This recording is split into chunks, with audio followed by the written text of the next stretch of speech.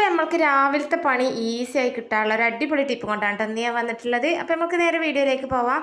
അപ്പോൾ ഞാൻ തലേ ദിവസം രാത്രി ഇതാ മാവ് ഉഴുന്നൊക്കെ ഇട്ടുള്ള മാവ് അരച്ച് വെക്കുന്ന ദിവസം ഇതുപോലെ 2 പാത്രത്തിലാക്കിയിട്ടാണ് അരച്ച് വെക്കൽ. ഇന്ന് 2 ദിവസത്തിന് നമ്മൾക്ക് ബ്രേക്ക്ഫാസ്റ്റ് ഉണ്ടാക്കാം, നോ ടെൻഷൻ. അപ്പോൾ ഇതാ 2 പാത്രത്തിലാക്കിയിട്ട് ഇതുപോലെ അടച്ച് വെക്കുകയാണ്. ഉപ്പൊന്നും ഇടുന്നില്ല കേട്ടോ. പിന്നെ രണ്ടും ഇതേപോലെ ഫെർമെൻ്റായി വരാൻ വേണ്ടിയിട്ട് മാറ്റി വെക്കുകയാണ്. അപ്പോൾ ഇതൊന്ന് കനം വെച്ച് കൊടുത്തിട്ടുണ്ട്. മൂടി കുറച്ച് ലൂസാണ്.